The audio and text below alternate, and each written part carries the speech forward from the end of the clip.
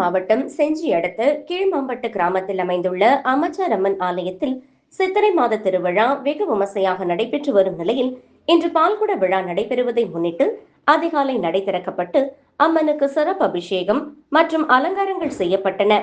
இந்நிகழ்வில் திரளான பெண்கள் கலந்து கொண்டு அம்மச்சார் அம்மன் கோவிலில் இருந்து பால்குடம் ஏந்தி ஊரின் முக்கிய வீதிகள் வழியாக மேளதாளங்கள் முழங்க அம்மச்சார் அம்மன் தாயே அருள் புரிவாயே என பக்தி கோஷங்கள் முழங்க ஊர்வலமாக வந்தனர்.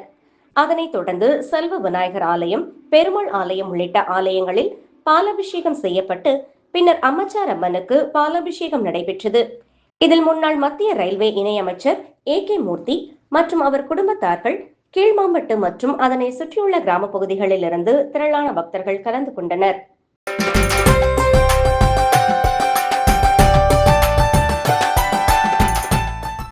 தேனி மாவட்டம் ஆண்டிப்பட்டி தாலுகாவில் கண்டமனூரில் மிகவும் புகழ் வாய்ந்த முத்துமாரியம்மன் திருக்கோவில் அமைந்துள்ளது.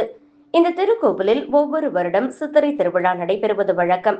இதே போல இந்த வருடம் சித்திரை திருவிழா மிக விமர்சையாக நடைபெற்றது. முதல் நாள் நிகழ்வாக வைகை ஆற்றிலிருந்து அம்மன் மேளதாளம் முழங்க அழைத்து வரும் நிகழ்ச்சி நடைபெற்றது. இரண்டாம் நாள் நிகழ்ச்சியாக அக்னிச்சட்டி எடுத்தல் உட்பட காணிக்கை செலுத்தும் நிகழ்ச்சியும் அம்மன் நகர்வலம் முளைப்பாரி ஊர்வலத்துடன் நடைபெற்றது. தொடர்ந்து மூன்றாம் நாள் நிகழ்ச்சியாக அம்மனுக்கு சிறப்பு அலங்காரம் செய்யப்பட்டு சிறப்பு அபிஷேகங்கள் செய்யப்பட்டது. மேலும் அக்னிச்சட்டி எடுத்தல், காவடி எடுத்தல், பல்வேறு வேடம் அணிந்து தங்கள் நேர்த்தி கடன்களை பக்தர்கள் செலுத்தினார்கள். மேலும் அம்மன் ஊர்வலமானது முத்துமாரியம்மன் திருக்கோவிலில் இருந்து அரண்மனை தெரு, தேனி கண்டமனூர் சாலை, பேருந்து நிலையம், தெற்கு தெரு, ஜல்லிக்கட்டு தெரு உட்பட முக்கிய தெருக்களின் வழியாக ஊர்வலமாக வருகை புரிந்து திருக்கோவில் வந்தடைந்தது. இந்த திருவிழாவை முன்னிட்டு பக்தர்கள் அனைவரும் மஞ்சள் மற்றும் சந்தனத்தை அனைவருக்கும் பூசி மகிழ்ந்தனர். மேலும் இந்த நிகழ்வில் ஏராளமான பக்தர்கள் பங்கேற்றனர்.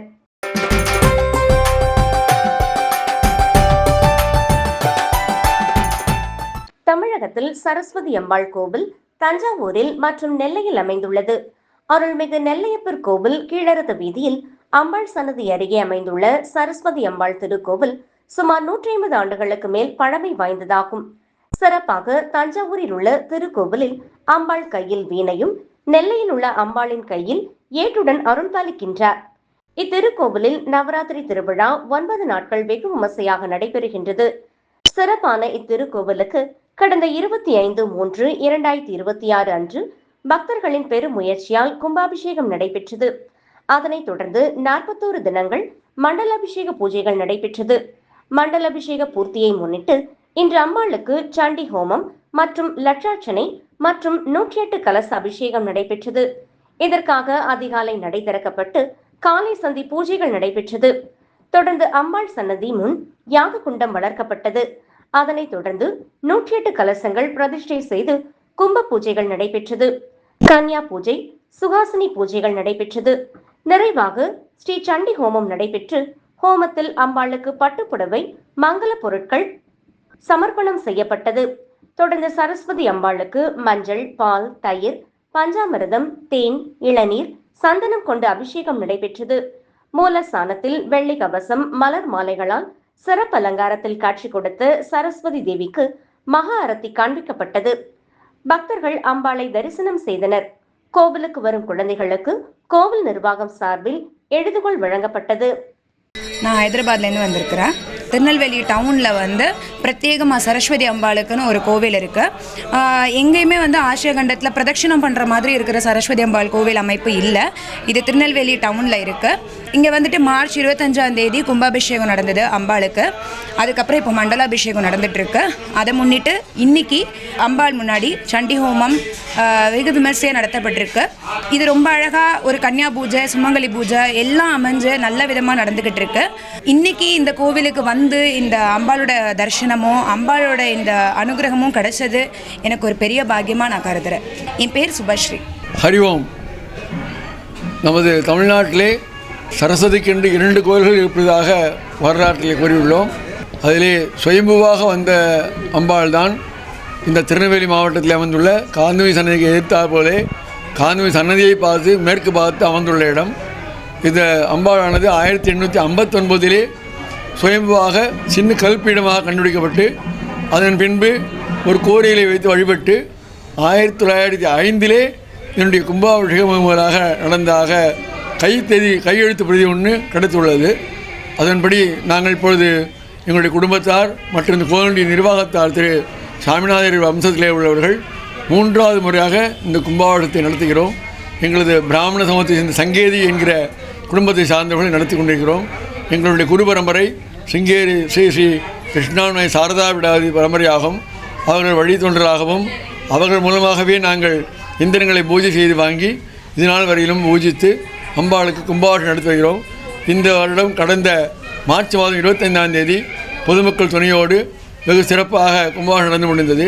அதனுடைய மண்டல பூஜை உற்சவமானது 45வது நாளாக இன்று வந்து சரஸ்வதி, லட்சுமி, துர்க்கை 3ம் எப்பொழுதுமே ஒரே அம்சத்தில் உள்ளவர்கள். அவர்களுக்கு சண்டிகை தேவியின் பரிபூர்ணமான அவர்களை ஏற்படுத்தினால் உலகமெங்கும் க்ஷேமமாக இருக்கும். எப்படி நமது ஆன்மாக்களிலே வருடந்தோறும் சூரசம்ஹாரம் மற்றும் எல்லா விதமான சம்ஹாரங்களையும் காண்கிறோமோ அதுபோல சண்டிகோமத்தை எந்த ஒரு தேவியின் ஆலயத்திலும் கும்பாபிஷேகத்திலே செய்து கொள்ள முடியாது. அதனாலே 45வது நாளான இன்றைய தினத்தில் எல்லா துன்பங்களையும் விலக்கி நன்மைகள் அள்ளக்கூடிய ஒரே பராசக்தி. ஏனென்றால் பிரம்மா விஷ்ணு மகேஸ்வரர்களே அம்பிகையை துதித்து நீங்கள்தான் இந்த சம்ஹாரங்களை செய்ய வேண்டும் என்று 7 விதமான அசுரர்களை நமது ஆன்மாக்களில் ஏற்படுகின்ற கண்மம், மாயை, குரோதம் மற்றும் எல்லாவித துன்பங்களையும் ஒவ்வொரு அம்சமாக கொண்டு 7 விதமான துர்மரணங்களை ஏற்படுத்துகின்ற தேவதைகளை விலக்கி நமக்கு சாந்தத்தையும் சந்தோஷத்தை அறிகிறார்கள். அதனால்தான் அதற்கு பேர் சப்த ஸ்லோகி என்று பேர். அதனுடைய சப்த சதி என்று கூறக்கூடிய 700 மந்திரங்களினாலே சக்கர பொங்கலினால் ஹோமம் செய்து இந்த அம்பிகைக்கு உச்சாரணத்தை ஏற்படுத்தியுள்ளோம்.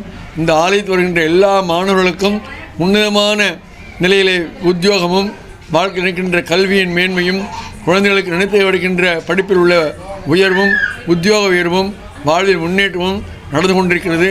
விஜயதசமி என்று ஏறத்தாழ வருடந்தோறும் 300 குழந்தைகளுக்கு குறையாமல் இந்த ஆலயத்தில் வந்து வித்யாபியாசம் செய்து கொள்கிறார்கள். மென்மேலும் அம்பாளின் நலன் கிடைக்க நாங்கள் பிரார்த்திக்கிறோம்.